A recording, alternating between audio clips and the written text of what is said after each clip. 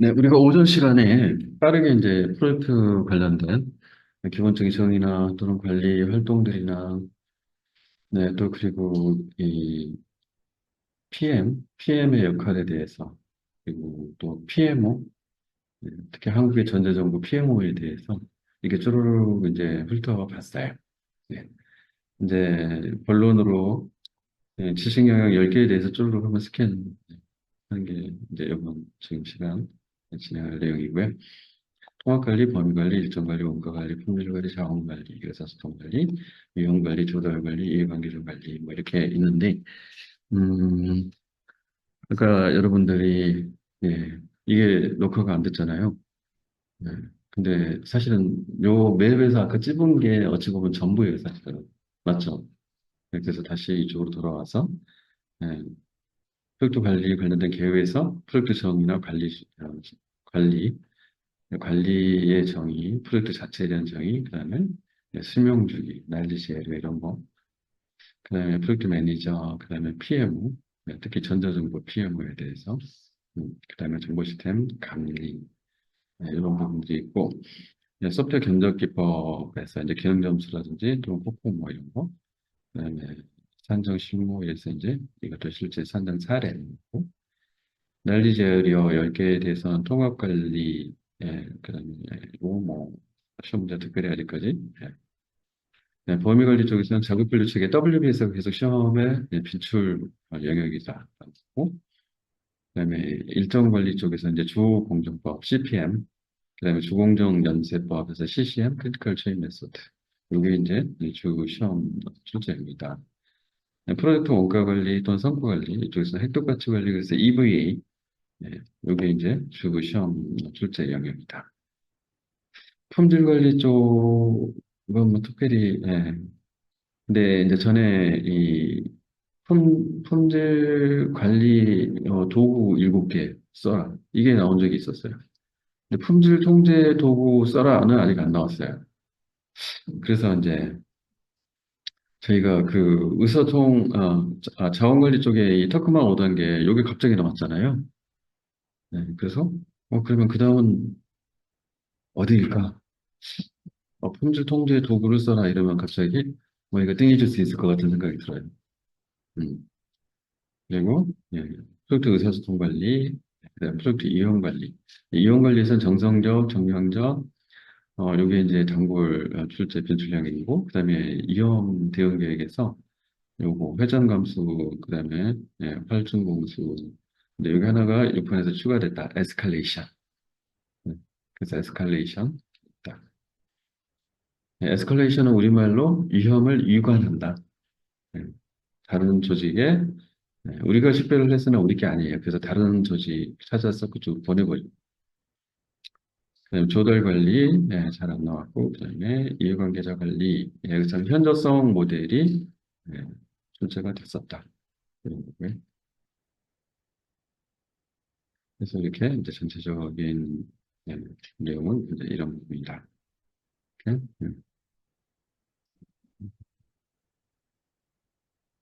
혹시 아까 그냥 이렇게 넘어볼까요? 이게 가장 중요하다 했던 얘기고, 그리고 수명중이 당연히 머릿속에 있으실 거고, 그다음에 요 머릿속에 있으실 거고, 이건 책상 머리맡에 붙여놓자.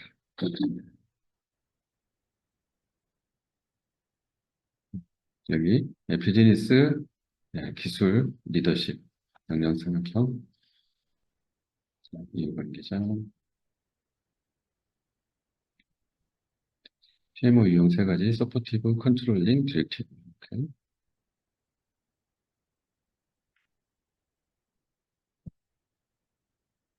전자정부상의 전자정부 사업관리 이탁 이게 전자정부 PMO다. 그리고 BPR, ISP 이거 이야기하다가 이제 길게 이야기를 저희가 했었죠. BPR 그리고 ISP 그다음에 EA 그다음에 ISMP 이런 이야기를 했었죠.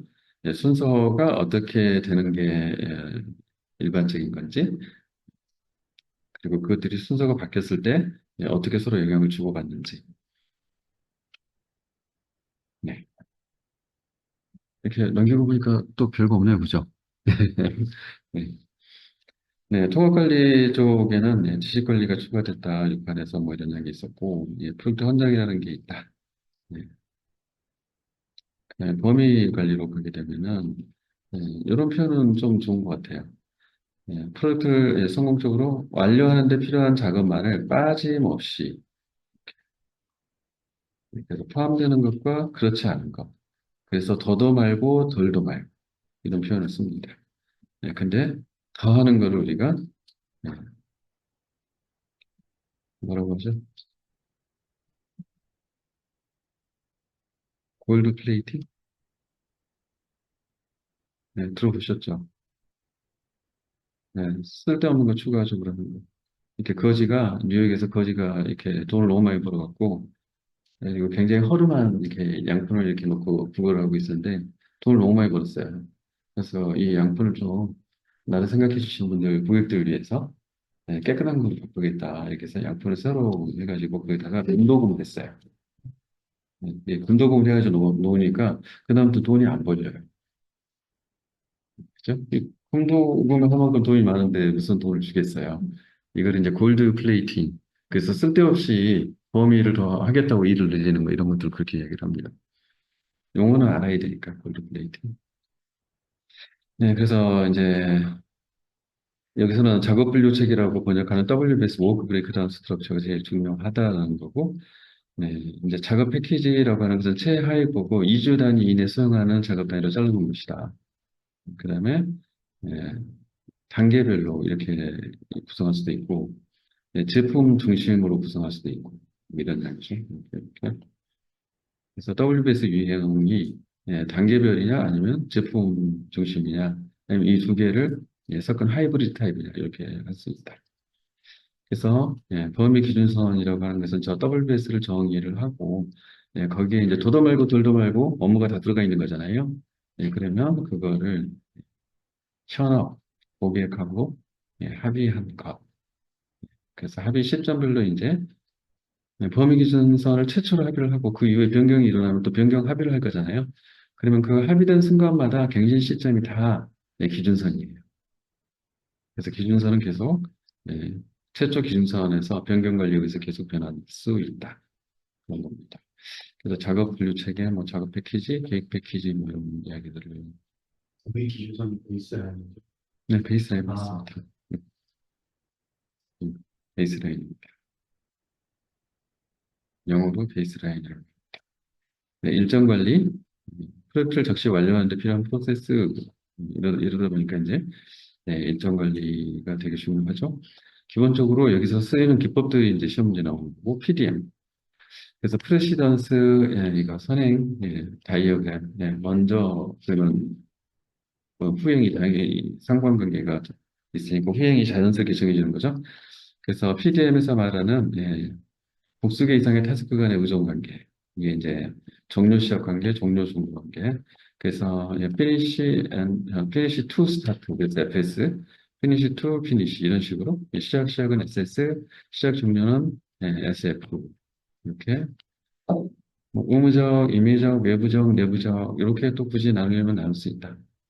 그런 거고 PDM, AC 이렇게 관계들을 타스크 간의 관계를 SS 또는 지연을 레그라고 하죠. 지연을 걸어서 요거 출발하고 10일 되는데 얘를 출발하고 옵니다.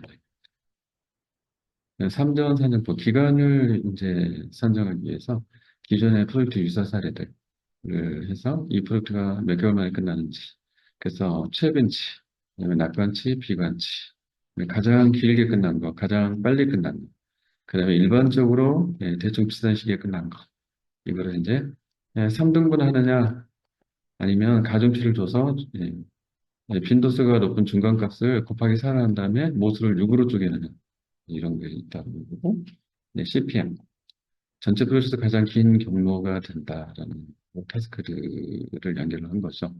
근데 그게 실제로는 프로젝트의 최단 기간이다 뭐 이런 얘기예요. 주 공정 경로상에서 총 요율값이 0이다라는 거고 이 요율값 0인 거를 이으면 그것이다 이렇게 된 거예요. 근데 0이다라고 하는 것은 지금 요것에 대한 의미이고 요 다이어그램을 지금 이제 써서 빠른 시작, 빠른 종료. 그다음에 늦은 시작, 늦은 종료. 그다음에 이게 이제 걸리는 시간이고 여유는 요 아래쪽에 있다. 그렇게 해서 네, 이런 것들을 쓴다는 거예요. 네, 그래서 총 여유가 금방 말한 설명드린 그거고, 프리플롯이라고 하는 것은 앞뒤의 사이에 비어 있는 기간이다. 그다음에 개념상으로는 포워드, 백워드 이런 전진, 후진 이런 분석이 있는데, 네, 전진이 이거라면 금방 아시겠죠? 빠른 개시, 빠른 종료.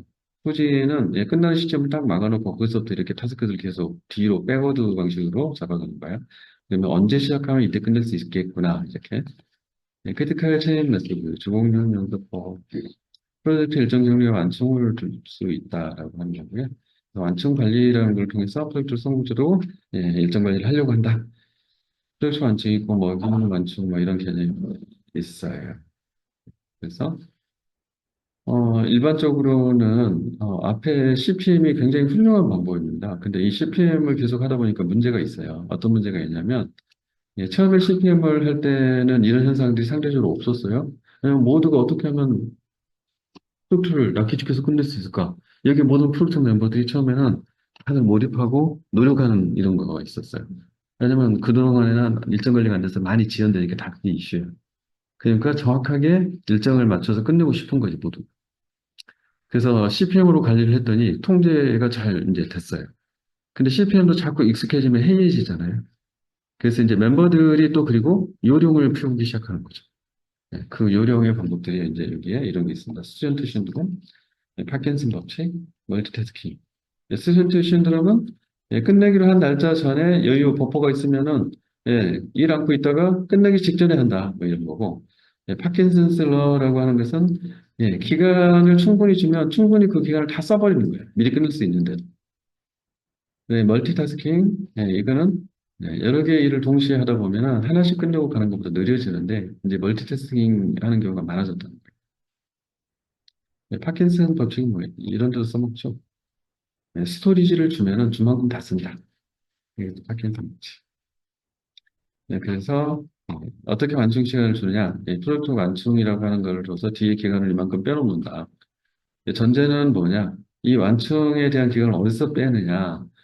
기존 기간에다 플러스가 아니에요. 기존 기간은 이미 똑같아요. 정해져 있는데 나머지 타스크에서 완충이라고 하는 부분이 있을 거다. 버퍼가 있을 것이다.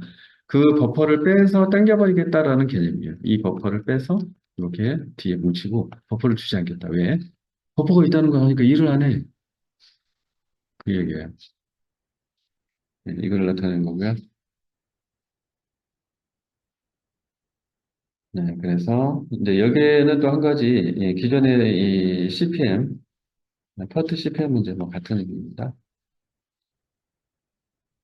프로그램 이밸리에이션 앤드 리뷰 테크닉 이게 이제 CPM하고 이렇게 묶여가지고 뭐 하는데 그냥 CPM이라고 생각하셔도 됩니다. 이제 기존에 이 CPM은 자원을 일정 그 타스크에다가 자원을 할당할 때 여기저기 중복으로 할당했는데 모르고 그냥 넘어가요. 그러다 보니까 어떤 사람은 네, 8시간 일하는데 18시간 할당된 사람이 있다. 근데 이런 걸 감안을 못했기 때문에 일정이 지연되는 것이야. 라고 하는 결점, 허점을 하나 찾은 것도 있어요. 그래서 그걸 가지고서 다시 예, 자원을 다시 재분배해서 늘리면은 이게 바뀐다는 거예요. 크리티컬 패스가. 그래서 이제 22일이 걸린다라고 하는 건 잘못 산정된 거고, 요 겹친 부분을 빼서 이렇게 평탄화를 시키면 실제로는 24일이 걸린다. 근데 이 부분을 잘못 계산하기 때문에 이틀 지연이 생겼다는 거예요. 근데 그것 말고도 더 결정적인 이유는 버퍼라고 하는 것을 알고 있기 때문에 생기는 문제다. 그래서 버퍼를 다 빼내서 프로젝트 PM이 갖고 있다가 여태까지 무조건 끝내. 근데 못 끝내면 여기 버퍼 소진. 그래도 못 끝내. 그러면 그 다음 거 소진. 자, 이런 방식으로 관리하겠다. OK 영역, 주시 영역, 행령 이게 버퍼 잔량이라고 하는 것을 그렇게 나눠놓고 여기까지 버퍼 소진하는 것은 프로젝트 원래 기간 내에 끝냈는데 아무 문제가 없으니까 OK. 근데 여기 가기 시작하면 여기서 못 끝내면 일로 넘어가면 문제가 되죠. 이런 것들이 이제 버퍼 관리를 한다. 뭐 그런 의미입니다. 자, 자원 버퍼라는 게 있고 먹인 버퍼가 있고 프로젝트 버퍼는 금방 나왔고 자원 버퍼는 준비하기 위해서 앞에 준 그다음에 먹인 버퍼는 뒤에 준 그런데 우리가 이렇게 생각을 해보시면 크리티컬 패스에 있는 공정들은, 타스크들은 전부 다 이제 총 요율값이 0이잖아요. 0이기 때문에 이런 거를 쓸 수가 없어요. 맞죠? 네. 그래서 크리티컬 패스가 아닌 경우에는 저 완충을, 예, 우연히 생긴 거예요, 사실은. 크리티컬 패스가 아니었어요. 근데 그거를 그런 용도로 쓸 수 있다는 의미입니다. 네, 자원 평준화, 예, 이렇게 겹쳐 있는 것들을, 예, 시리얼라이제이션 시킨다. 일정 단축, 예, 패스트 트래킹이라는 방법이 있고 크래싱이 있다. 패스트 트래킹은, 예, 공정들을 중첩해서 수행을 하고 추가적인 이 자원 투입을 안 하는 거예요. 근데 공정 압축법은, 예, 이건 크래싱, 깨지는 거잖아요. 예, 그거는 비용을 추가로 넣기 때문에 예산 계획이 깨진 거예요. 그래서 이 두 가지 방법을 일정 단축에 쓸 수 있다. 브룩스 원칙, 예, 지연되는 프로젝트라고 사람을 더 투입하면 더 지연된다. 이유가 뭐냐? 학습 기간도 필요하고 커뮤니케이션 오버헤드가 복잡도가 늘어나면서 오버헤드가 산술적인 게 아니라 기하급수적으로 늘어난다. 이런 공식에 의해서 뭐 이런 이야기입니다. 그러니 사람을 투입하려면 미리 투입해라. 현실적인 일정을 짜라. 뭐 이런 이야기. 그다음에 최신의 개발 부문도 써라. 네,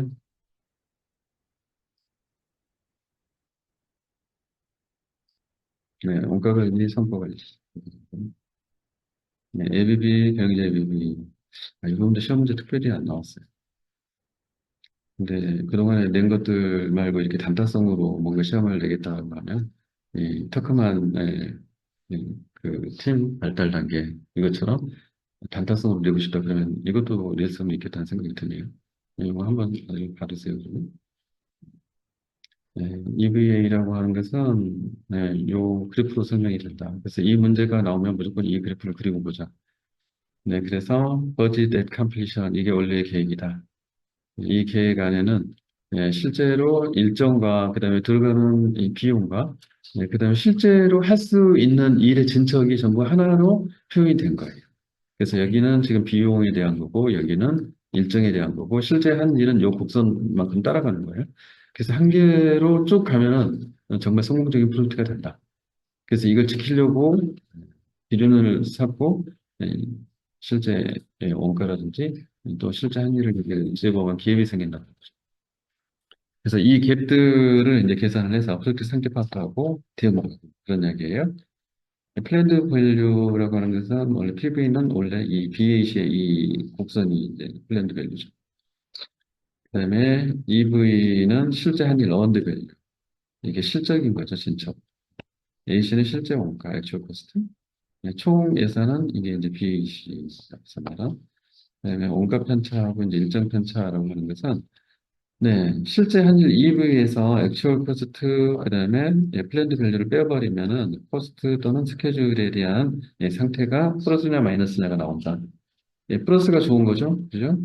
네, 그 다음에 밸류 컴플리션, 얼리 시점의 총편차, 이런 이제 사실들을 통해서 미래에 어떻게 될지도 계산을 해낼 수 있다. 그다음에 인덱스라고 하는 것은, 앞에서는 빼기를 했는데 얘는 거꾸로 EV를 나눠보면 안다. 그러면은 준수하고 있으면은 액츄얼 코스트하고 EV가 같으면 100원 쓰기로 했어요. 근데 실제로 100원이야. 그러면 100분의 100이니까 한 일이 100이니까 1이 나오죠. 그럼 준수하고 있다. 근데 1보다 크냐 작으냐에 따라서 1보다 작아 버리면, 부정적인 값이 돼 버리는 거죠.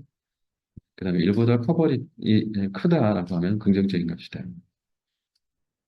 그래서, 완료 시점에 이제, 예, 어떻게 될 것인지, 그다음에 완료 시점까지 남은 작업을 하기 위해서 얼만큼 돈이 더 들어갈지, 그래서 그거를 인덱스로 해서 표시하면은, 비율이 어떻게 나올 건지 이런 것들이 있습니다. 품질 관리, 그래서 품질 관리고 품질 통제, 적합성 비용과 부적합성 원가. 자, 이것도 시험 문제 내기 되게 좋네요. 단타성으로. 그래서 품질 비용을 설명하라. 뭐 이걸 써야 돼요. 그죠? 예방 비용과 평가 비용은 적합성 비용이고 부적합성 이거는 이제 실패 비용이다. 그래서 내부 실패, 외부 실패. 의미들은 이미 알고 계실 거고. 7대 품질 관리 부분 시험 문제에 나왔다. 그냥 인과관계도 흐름도 점검 기록지 파레토도 히스토그램 관리도 산점도. 그래서 굳이 강조점을 준다 하면 인과관계도 파레토도. 파레토가 가장 쓸모가 없나요? 그다음에 일반적으로 그냥 단순하게 많이 쓰는 거 히스토그램. 그다음에 이건 점검기록지 말이 이렇게 되고 실전 체크리스트죠. 이거 너무 많이 쓰는 거죠. 그래서 예, 관리도는 아까처럼 이렇게 자 일을 지켜야 된다. 우리 성 EVA에서 일이 기준이잖아요. 그럼 일을 기준으로 CPI나 SPI를 표시를 하면 얘가 이렇게 일보다 커지거나 작아지거나 막 이러겠죠. 예, 그러면 그런 거를 대시보드로 구현하면 쉽게 파악할 수 있겠죠. 흐름도는 말 그대로 타스크의 흐름. 예, 3점도는 변수를 두 가지를 잡아놓고 일반적으로 해보면은 해당 타스크들이 이렇게 중심점에 수렴이 되는데 이렇게 튕겨나가는 애들이 있으면 얘가 문제다. 이렇게 본 거고 걔를 분석을 하는 방법이다.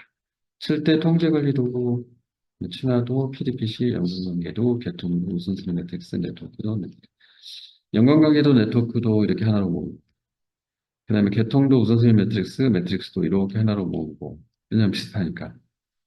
맞죠?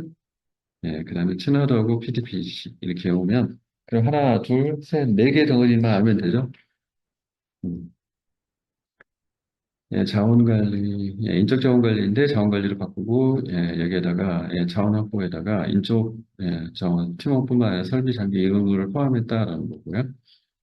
예, 여기서 유명한, 예, 터크먼 집단 발달, 예, 팀 발달 5단계 모형이 나왔죠. 이런 동기부여 이론들도 한 번씩 봐두시는 것도 괜찮은 것 같아요. 네, 갈등 해결 방법. 네, 첫세피 양보수용 타협 강제 지시 문제가 다섯 가지가 있다. 근데 그래프로 이제 표시하면 이렇게 중앙에 타협, 강제 지시, 첫세피, 문제 해결, 양보수용. 그런데 여기 축이 자, 협력에다가 중점을 둘 거냐, 아니면 주장에다 중점을 둘 거냐, 또는 이거는 관계에다 중점을 둘 거냐 같은 이야기예요. 이거는 작업 내용, 네 거냐 내 거냐, 이렇게. 무엇이 맞냐 이렇게. 이거는 너랑 나랑 그런 사이 아니잖아. 서로 도움쪽으로 가면 안 될까? 이건 그게 아니고, 야, 이게 맞잖아. 네가 하는 게 맞아. 아니야. 이게 왜 내 거야? 네 거지. 이 주장. 응. 이해되시죠, 지금 이거? 응. 이렇게. 이거 들여다보니까 이것도 시험 문제 터크만 그거 낸 것처럼 그 다음 내기 좀 이거네. 그죠? 음. 의사소통 관리. 네. 네, 이거는 뭐 특별히 시험 문제화된 게 없어서 그냥 보고서 부분에서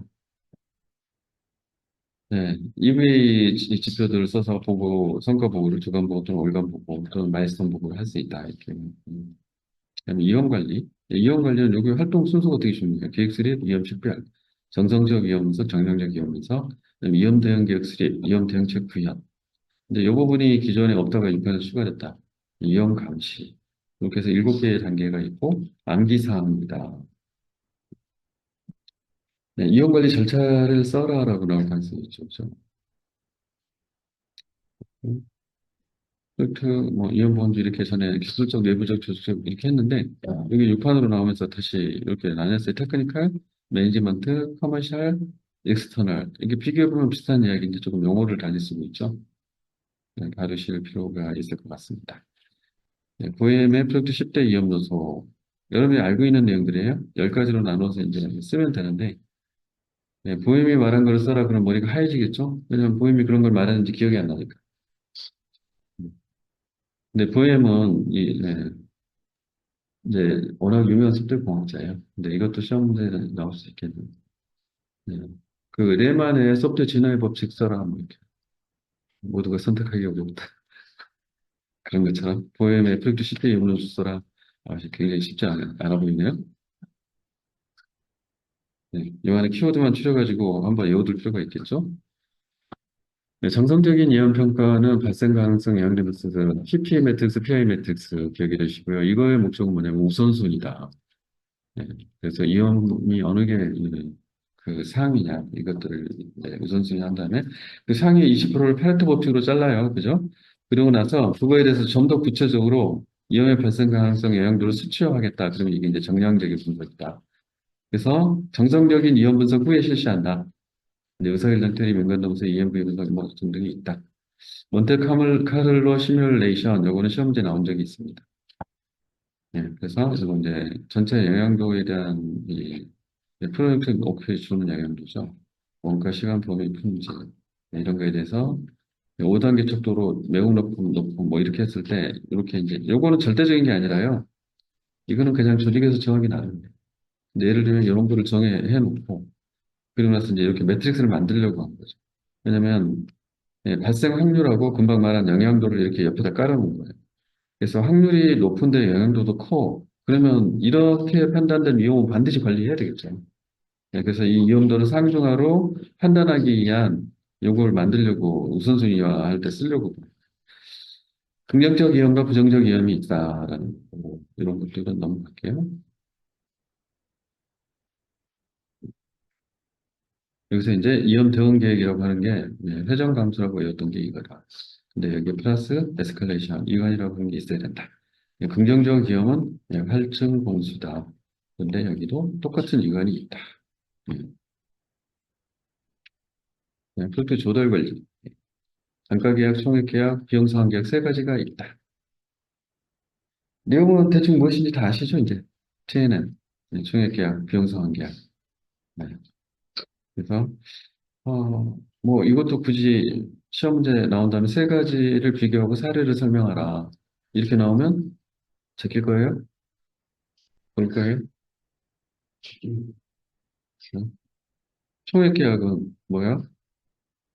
예, 고정값으로 전체 용역을 발주하는 거예요. 우리나라 정부 사업이 다 그래요. 사례는. 네. 그래서 위험을 누가 다 감수하는데 잘못됐을 때 원가 위험을 사업자가. 예, 그래서 공급자가 다 떠안는 거예요. 예, 바이어가 관리하기 되게 편한 것이. 예. 정부 사업은 다 이렇게 생긴 거죠. 단가 계약은 뭐예요? 예, 물건들을 미리 다 단가를 사전에 계약을 해놓고 필요할 때마다 그냥 가져다 쓰고 주기적으로 정산한다. 예. 그래서 이렇게 하면은 예, 예, 실제 그렇게 해가지고 단가 정해놨는데 예산이 예를 들어서 정해져 있었어요. 근데 예, 1년 단위로 이게 좀 보통 하는데 10월 달이 됐더니 예산에 정해진 걸 다 썼어요. 근데 계속 물건이 더 필요해요. 그럼 살 수 있어요? 못 사요? 못 사죠? 예. 바로 이 부분이 이제 바이어 입장에서 리스크다. 그다음에 추가적으로 단가가 정해졌기 때문에 원가 절감 노력을 사업자는 할 필요 있어요, 없어요? 절대 안 한다. 비용 상환 계약은 뭐예요? 예, 이거는 너도 모르고 나도 모르고 이런 초거대 이 국가 프로젝트 또는 뭐 우주항공 이런 예, 희귀 프로젝트를 해요. 그래서 너도 모르고 나도 몰라. R&D 프로젝트에 이름. 그래서 이 성공을 전혀 예상할 수 없는 그런 프로젝트. 그런 프로젝트는 아무도 오지 않는다. 하지만 예, 정책상 할 수밖에 없다. 네, 그런 경우에는 원가를 증명을 하면 그 돈을 다 주고 플러스 너희에게 이윤을 몇 프로 주겠다라는 방식으로 계약할 수 있는 게 비용 상환 계약이다. 자, 이런 경우에 예를 들어서 국내에서 예, 국방 무기 개발할 거예요. 근데 그 무기 개발을 하는데 그 무기 개발을 어떻게 할지 아직 정해지지 않았지만 목표는 1000km를 날아가서 그리고 땅속 깊이 다시 1000km를 들어간 다음에 적의 공격 기지를 지하에서 무력화시키는 거예요. 성공할 수 있을까? 이거 과제 내면은 어플라이 하는 회사 있어요, 없어요? 근데 개발해서 성공하면 어때요? 어마어마한 효과가 나오겠죠. 근데 이 돈은 민간이 할 수 있어요, 없어요? 국방부 돈으로 해야 되겠죠? 이런 경우는 할 수 있다. 이런 류의 작업, 기사에 난 거는 뭐냐면 원자력 발전소예요. 그런 데들은 그냥 위험한 과제들이 되게 많아서 안 하려고 그러잖아요. 그래서 이제 그런 것들에 약간씩 조건을 바꿔가면서 이렇게 달라지는 것들을 할 수 있다. 이해관계자 관리, 이제 이해관계자 관리에서는 그냥 주로 예, 현저성 모델이 시험 문제에 계속 나왔다. 권한과 그다음에 레지티머시라고 하는 합법적인 참여, 그다음에 어전시, 급, 긴급, 급박 이런 거예요. 그래서 요 세 가지 팩터를 가지고 이 세 가지를 다 관계된 사람은 확정된 이해관계자, 예상 이해관계자, 두 가지 이해 겹친 사람. 세 개 중에 하나씩만 그 있으면 잠재적 뭐 이런 식으로 구분해서 관리하는 방법이다. 그래서 이거를 하는 이유는 뭐냐면 여기 이해관계자 원투쓰리가 있잖아요. 여기서 우리 프로젝트를 성공할 수 있도록 지원해주는 쪽으로 끌고 와야 되겠죠. 그러면 그자가 어디에 있는지를 찍어서 이거를 데리고 오려고 할 때 이제 써먹을 목적이다. 이렇게 해서 기본을 이렇게 하면 이제 끝이 나요.